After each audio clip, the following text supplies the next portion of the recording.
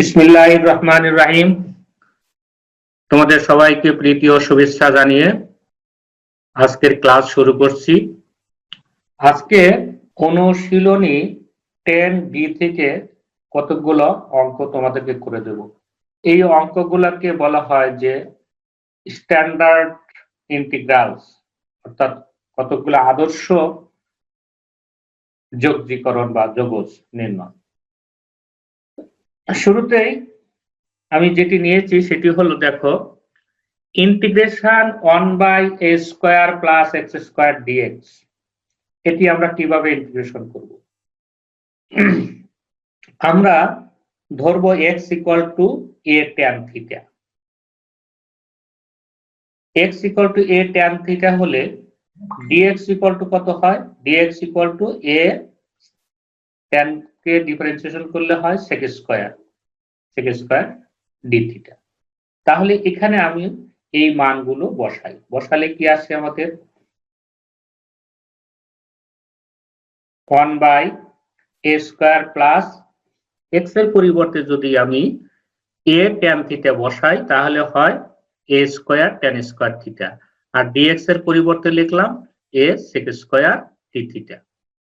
এখন তুমি এখান থেকে এই যে নিচে দুটোতেই a² আছে, a² কমন নাও। a² কমন নিলে এখান থেকে 1 প্লাস tan² θ, আর 1 প্লাস tan² θ সমান কি হয়? ত্রিকোণমিতিক সূত্র হলো sec² θ। আমরা সেটাই লিখলাম 1/a² sec² θ। এখন তুমি এই sec² θ আর sec² θ ক্যান্সেল করো, আর এখানে আছে a², এখানে আছে a, তাহলে কি থাকে? টোটালি আমাদের 1/a থাকবে। সেজন্য আমরা লিখি যে ইন্টিগ্রেশন 1/a dθ। এখন 1/a টাকে আমি সামনে নিই, 1/a ইন্টিগ্রেশন dθ। এখন ইন্টিগ্রেশন dθ সমান কত? dθ মানে কি? এর সামনে 1 আছে, আর 1 কে ইন্টিগ্রেশন করলে কি হবে? θ হবে। যেমনি ভাবে d/dθ θ = 1, তেমনি ভাবে ইন্টিগ্রেশন করলে ইন্টিগ্রেশন dθ সমান হবে কত? θ। এজন্য আমরা লিখব 1/a θ প্লাস c। এখন লক্ষ্য করো, এখানে এই যে x = tan θ ছিল, x = যদি a tan θ হয় তাহলে tan θ সমান কত? x/a হয়। আর tan θ সমান যদি x/a হয় তাহলে θ = কি হবে? tan inverse x/a। এই জন্য আমরা এখানে থিটার পরিবর্তে কি লিখব? 1/a tan inverse x/a plus c। এটি হলো আমাদের এই অঙ্কের অ্যান্সার। তো এখানে লক্ষ্য করো যে আমরা কাকে কাকে ইন্টিগ্রেশন করলাম? Integration 1/a² + x² dx। এটি সমান কি আসলো? 1/a tan inverse x/a plus c। এটি একটি সূত্র বটে। এখন তুমি যদি এখানে এর পরিবর্তে 1 লিখতা তাহলে কি হতো? ইন্টিগ্রেশন 1/1 প্লাস x² হতো dx। তাহলে তুমি এখানে কি করবা? এই যে 1/a এর মান যেহেতু 1, তাহলে এটা টোটালি 1 হয়ে যায়, আর এটা কত হবে? tan ইনভার্স x/1 অর্থাৎ tan ইনভার্স x। এই জন্য ইন্টিগ্রেশন 1/1 প্লাস x² dx = কত হবে? tan inverse x। অন্য দিক দিয়ে আমরা এটি এর আগেও প্রয়োগ করেছি যে আমরা জানি যে tan ইনভার্স x কে ডিফারেন্সিয়েশন করলে হয় 1/1 প্লাস x²। তাহলে ইন্টিগ্রেশন 1/1 প্লাস x² = কত হবে? tan inverse x। এই সূত্রের মাধ্যমে আমি একটা অঙ্ক করি। দেখো কি আছে? 3 নাম্বার অঙ্ক। Integration dx/3x² + 9। এটি ঢাকা বোর্ডে 2019 সালে পরীক্ষায় এসেছিল। তো এখানে আমাদের তো সূত্র ছিল এরকম, আমরা একটু আগে পড়লাম যে integration 1/a² plus x² dx = 1/a tan inverse x by a। এটি আমরা একটু আগে শিখলাম। এই যে x স্কয়ার, এখানে x স্কয়ারের সাথে আবার কি আছে 4, এই জন্য আমাদের এখানে এই x স্কয়ার শুধু বানাতে হবে, অর্থাৎ x স্কয়ারের সহগ 1 হতে হবে। 1 করার জন্য আমরা লিখি যে এটি সমান, এখান থেকে 4 কমন নিলাম, 4 কমন নিলে কি থাকে x স্কয়ার প্লাস 9/4। এখন এটি 1/4, এই 1/4 কে আমি সামনে নিয়ে নিলাম, সামনে নিয়ে এই 9/4 কে লেখা হলো 3/2 whole square plus x square. তাহলে এই সূত্রের মতো অবস্থা তৈরি হয়ে গেল আমাদের। এখানে এর মান কত 3/2। তো এই সূত্রের সাথে তুলনা করলে তাহলে আমরা লিখতে পারি যে 1/4 ইন্টু এখানে a কত 3/2, এজন্য 1/3/2 tan inverse x by 3/2 plus c। এখন সরল করো, 1 এটা আছে তাহলে এটাকে উল্টিয়ে দাও, তাহলে কি হবে 2/3, আর এটাকে উল্টিয়ে দিলে এই 2x/3 হয়ে যায়। এখন এটি কাটাকাটি করলে কত হবে, 2 দিয়ে 4 কে ভাগ করলে 2, আর 3 দুগুণে 6, অতএব 1/6 tan inverse 2x/3 plus c, আর এটি হচ্ছে অ্যানসার। এবারে আরেকটি দেখো, integration 1/√a square minus x square dx। এই যে x কে ধরি আমরা sin theta, a sin theta ধরলাম, তাহলে dx ইকুয়াল টু কি হবে a cos theta d theta. তাহলে এখানে আমরা মান বসালে কি আসবে 1/√a square minus a square sin square theta into a cos theta d theta. এখান থেকে a square common now, a square common নিলে 1 মাইনাস sin স্কয়ার থিটা, আর 1 মাইনাস sin স্কয়ার থিটা সমান কি হয় আমাদের cos স্কয়ার থিটা। এখন এই root তুলে দিয়ে কি লিখতে পারি আমরা, integration 1/a cos theta into a cos theta. তখন এই a cos থিটা আর a cos থিটা ক্যান্সেল, থাকলো কি শুধু আমাদের ইন্টিগ্রেশন d থিটা, আর ইন্টিগ্রেশন d থিটা সমান কত হয় থিটা, তাহলে থিটা প্লাস c। অপরদিকে লক্ষ্য করো যে এই যে x equal to a sin theta ছিল, তাহলে sin theta equal to x by a, অতএব theta equal to sin inverse x by a। এখন এই থিটার মান বসাই আমরা, কত sin inverse x by a plus c। এটিও সূত্র যে integration √a square minus x square dx equal to sin inverse x by a plus c। তো এই সূত্র অবলম্বনে আমরা আবার লিখতে পারি যে যদি যদি এর মান 1 হয় তাহলে কি হবে 1/√1 minus x square dx equal to sin inverse x। এটি তোমাদের জানা সূত্র বটে। তো এই সূত্রের উপরে আমরা একটা অঙ্ক করার চেষ্টা, integration 1/√25 minus 16x square dx, যে অঙ্কটি সিলেট করে 2019 সালে পরীক্ষায় এসেছিল। তো এখান থেকে আমরা এই যে x এর সহগ আছে 16, তো x স্কয়ারের সহগ 1 করার জন্য আমরা এই দুটো থেকে 16 কমন নিলাম, কমন নিলে এখানে হয় 25/16 মাইনাস x স্কয়ার। এখন তুমি এই 16 এর বর্গমূল করো, কত হয় 1/4, আর এটি থাকলো। তারপরে 1/4 কে আমি সামনে নিয়ে নিলাম এবং এটাকে লেখা হলো যে 5/4 whole square minus x square. তাহলে আমাদের যে সূত্র শিখেছিলাম আমরা, যে integration 1/√a square minus x square dx equal to sin inverse x by a। তো এখানে আমাদের এর মানটা হচ্ছে কত 5/4। তো এই সূত্র অবলম্বনে আমরা লিখি 1/4 into sin inverse x by a কত 5/4 প্লাস c। এখন এটিকে উল্টে দাও, উল্টে দিলে 1/4 sin inverse 4x/5 plus c। এবারে 27 নাম্বার অঙ্ক, integration 1/e⁻x plus e⁻− x dx। অঙ্কটি খুবই ইম্পর্টেন্ট অঙ্ক, বহুবার পরীক্ষায় এসেছে। তো এখানে যে সূত্রগুলো আমি আলোচনা করেছি আজকে সেই সূত্রগুলোর সাথে এর খুব বেশি এই মুহূর্তে মিল নেই। তো এখন সূত্রের উপযুক্ততা তৈরি করার জন্য এটার হর ও লবকে আমি ই টু দি পাওয়ার এক্স দ্বারা গুণন করব। হর ও লবকে ই টু দি পাওয়ার এক্স দ্বারা গুণন করলে এখানে হয় e to the power x divided by e to the power x into e to the power x plus e to the power minus x dx. এখন এর নিচে গুণন করে দেই, পরে e to the power x into e to the power x, তাহলে কত হবে e to the power x whole square, আর e to the power x into e to the power minus x. তো আমরা জানি যে সূচকের ক্ষেত্রে বৃত্তি যদি একই হয় গুণন থাকলে পাওয়ার গুলো যোগ হয়, এই জন্য আমরা যোগ করলাম।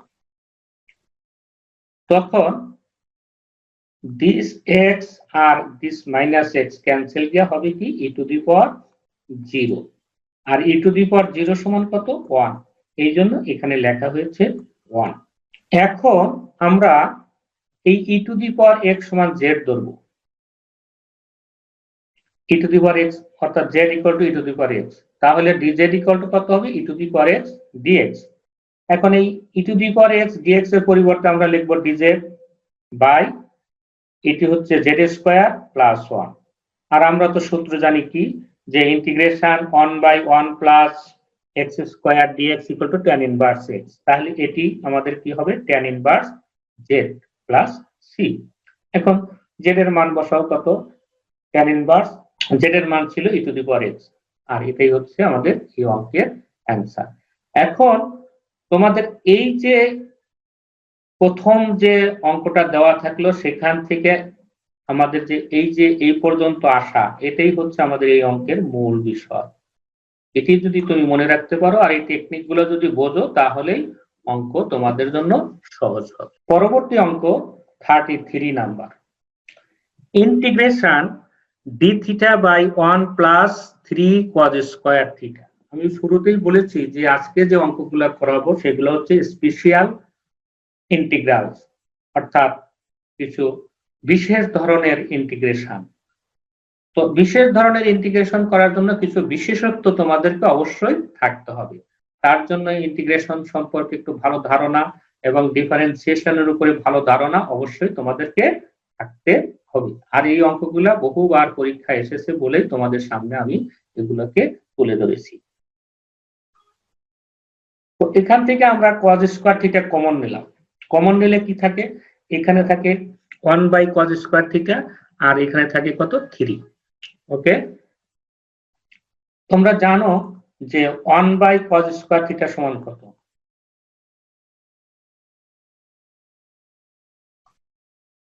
Equal to sec square theta.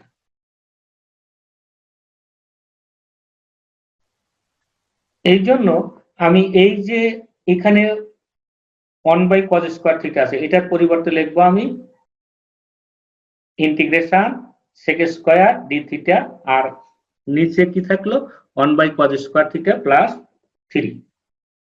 এরপরে 1/cos স্কয়ার থিটা নিচে যেটি আছে সেটাকেও sec স্কয়ার থিটা লিখলাম। তারপর sec স্কয়ার থিটার ত্রিকোণমিতিক সূত্র হচ্ছে 1 প্লাস tan স্কয়ার থিটা, আমরা লিখি 1 plus tan square theta plus 3। এখন আমরা এই tan থিটাকে জেড ধরবো, Z equal to tan theta, তাহলে ডি থিটা ইকুয়াল টু কি হবে sec square, d theta equal two sec square theta D theta. এবং এই sec স্কয়ার থিটার পরিবর্তে আমি লিখলাম ডি থিটা, আর এই 1 প্লাস 3 হচ্ছে 4, তাকে লিখলাম 2 স্কয়ার প্লাস জেড স্কয়ার। তাহলে আমরা যে প্রথম সূত্রটা শিখেছিলাম যে integration 1/a square plus x square dx equal to 1/a tan inverse x/a, তাহলে এখান থেকে আমরা লিখতে পারবো যে 1/2 tan inverse z/2 plus c। এখন তুমি z এর মানটা বসাও, তাহলে কি হবে হাফ tan ইনভার্স, এই যে z এর মান ছিল কত আমাদের tan থিটা, আমরা বসালাম tan থিটা/2 প্লাস। পরবর্তী অঙ্ক হলো 47 number, integration dx by x to the power half minus x to the power 1/4। এটিও একটি বিশেষ ধরনের অঙ্ক। যদি তোমরা মনোযোগ সহকারে লক্ষ্য করো এবং বোঝার চেষ্টা করো তাহলে বুঝতে পারবা। এই জাতীয় অঙ্কের ক্ষেত্রে আমাদের কি করতে হবে, এই যে সর্বনিম্ন পাওয়ার কত, হাফ এবং 1/4, এর মধ্যে হচ্ছে ছোট হচ্ছে 1/4। এই জন্য এই এক্স টু দি পাওয়ার 1/4 কে যদি আমরা পরের পরিবর্তে এটাকে যদি হোল টু দি পাওয়ার 4 লিখতাম তাহলে কি হতো, এক্স হয়ে যেত। তাহলে তখন আমরা এই জন্য এটার পরিবর্তে এই এক্স ইকুয়াল টু ধরবো আমরা z to the power 4, x equal to z to the power 4। তাহলে রুট এক্স সমান কত হবে, জেড স্কয়ার, আর এক্স সমান কত হবে, জেড সমান কত হবে, এক্স টু দি পাওয়ার 1/4। এই বিষয়গুলো তোমাদেরকে বুঝতে হবে। একদিক দিয়ে বুঝলাম যে আমরা ধরলাম x equal to z to the power 4, তাহলে জেড সমান কত হবে, এক্স টু দি পাওয়ার 1/4, আর জেড স্কয়ার সমান কত হবে, রুট এক্স মানে কত, x to the power half. এখন এই যে এটি x equal to z to the power 4, এটাকে থেকে আমরা পাই dx equal to 4x³ dx। তাহলে আমরা এই dx এর পরিবর্তে লিখব 4z³ dz, আর এটি হয়ে যাচ্ছে কত আমাদের, এই যে x to the power half সমান z স্কয়ার, আর এটি হচ্ছে z। এখন নিচে থেকে একটি z কমন নাও, এই 4টা সামনে নিয়ে আসলাম আর এখান থেকে z কমন নিলাম, তখন একটা z উপর থেকে কাটা গেলে থাকবে কি 4 into integration z square by z minus 1। এখন এটিকে আমরা কি করি দেখো, এই জেড স্কয়ার মাইনাস লিখি এভাবে যে জেড স্কয়ার মাইনাস 1 প্লাস 1, তাহলে 1 1 ক্যান্সেল, যা ছিল তাই হয়। তারপরে এইটাকে যদি আমি এটি দ্বারা ভাগ করি তাহলে থাকবে কি ইন্টিগ্রেশন জেড প্লাস 1 প্লাস এই 1 এর নিচে থাকবে কি জেড মাইনাস 1। এখন এটিকে আমি আলাদা আলাদা ভাবে ইন্টিগ্রেশন সিম্বল দিয়ে দিই, তাহলে কি হবে 4 z dz plus 4 integration dz plus 4 integration 1/z minus 1। এখন এটিকে ইন্টিগ্রেশন করলে হবে z স্কয়ার বাই 2, এজন্য লিখি 4 into z square by 2 plus 4z plus 4 ln z minus 1। আমি একটা সূত্র তোমাদেরকে শিখিয়েছিলাম এরকম যে integration dx by ax plus b equal to 1/a ln ax plus b, এরকম একটা সূত্র শিখিয়েছিলাম। তো সেই সূত্র অনুযায়ী আমরা এই যে ইন্টিগ্রেশন 1/z মাইনাস 1, অর্থাৎ এখানে a হচ্ছে 1 আর b হচ্ছে মাইনাস 1, যেহেতু 1 কে 1 দিয়ে ভাগ করলে 1ই হয়, এই জন্য আর এখানে লেখা হয় নাই, শুধু লিখছি কি ln z minus 1 plus c।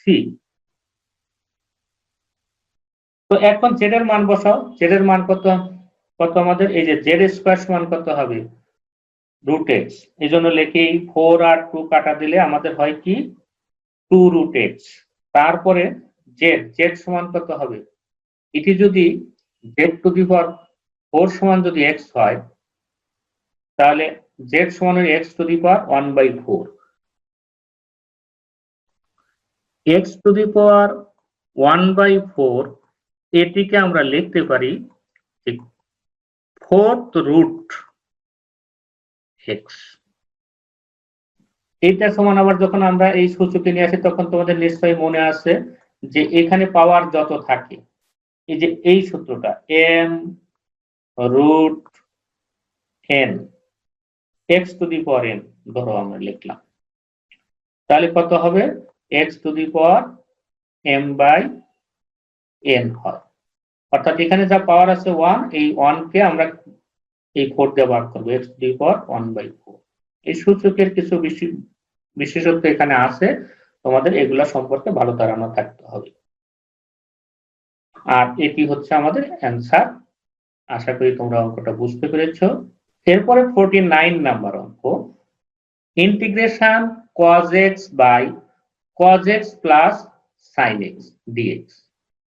এটি বরিশাল বোর্ডে 2019 সালে পরীক্ষায় এসেছিল।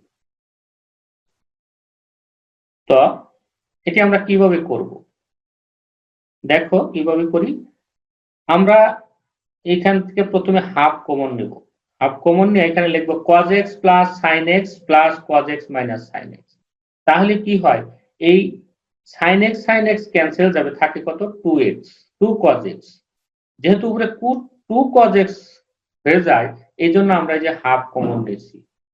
তো তোমরা যখন অঙ্ক করবে তো প্রথম এটা লিখবা, দেখবা যে 2 cos x হয়, তখন এখানে একটা হাফ দিয়ে দিবা। তাহলে কি হবে, যে 2 টু ক্যান্সেল গিয়ে আমাদের মূল যা ছিল সেটাই আমরা পাবো, অর্থাৎ cos x by cos x plus sin x dx এটি আসবে। এখন এটি আর এটি কাটা যাবে, তাহলে থাকে কি আমাদের integration half integration 1 plus cos x minus sin x by cos x plus sin x dx। এখন আলাদা আলাদা ভাবে ইন্টিগ্রেশন সিম্বল দিয়ে দিই, half integration dx plus half integration cos x plus cos x minus sin x divided by sin x plus cos x। এখন একটু দেখো ডান দিকে কি হয়। এই যে sin x plus cos x, এটাকে যদি আমরা f of x মনে করি, তাহলে f প্রাইম অফ x কত হবে, f প্রাইম অফ x হবে cos x কে ডিফারেন্সিয়েশন করলে হয়, সরি sin x হয়ে যায় cos x আর cos x হয়ে যায় মাইনাস sin x। তাহলে এই যে অঙ্কটা, এটা কি দাঁড়ায় আমাদের, এটি দাঁড়ায় হচ্ছে integration f prime of x by f of x। আর এই জাতীয় যদি অঙ্ক হয় যে ইন্টিগ্রেশন, এইখানে dx দিতে হবে। Integration f prime of x by f of x dx যদি হয়, তাহলে আমাদের কি হবে, ln f অফ x হবে। এই জন্য আমরা এখান থেকে লিখতে পারি half x plus half ln of sin x plus cos x plus c। আর এটি হচ্ছে answer. 50 number, integration 1 by 1 plus tan x dx। তো আমরা যদি এই tan x কে ভাঙাই, তাহলে কি হবে, sin x by cos x। এজন্য লিখি integration sin x by cos x। এবার লসাগু করি এবং লসাগুটা উপরে পাঠিয়ে দিই, cos x by cos x plus sin x dx। এখন অঙ্কটা কি হলো, আমরা 49 নাম্বার অঙ্ক করেছিলাম, সেই 49 নাম্বার অঙ্ক এখান থেকে শুরু হবে। সৃজনশীল প্রশ্ন হওয়ার আগে এই অঙ্কটা অনেকবার পরীক্ষায় এসেছে, আর সৃজনশীল পরীক্ষায় ওই বোর্ডে যেটি এসেছিল সেটা এখান থেকে শুরু করেছে। তো আমরা তারপরে করে দেই, দেখো ইন্টিগ্রেশন, এখানে হাফ লিখলাম cos x plus sin x plus cos x minus sin x by cos x plus sin x dx। এখন এটাকে এইটাকে যদি এটাতে ভাগ করি তাহলে হবে 1, এজন্য হাফ ইন্টু 1 প্লাস এটা নিচে এটা লিখে দিলাম dx। এখন এই নিচের এটাকে আমরা f অফ x মনে করি,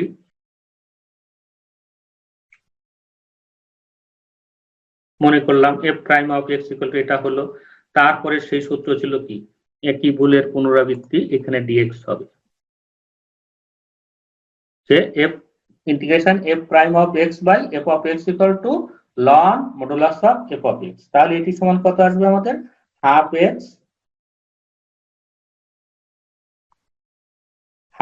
x plus half ln of modulus sin x plus cos x plus c।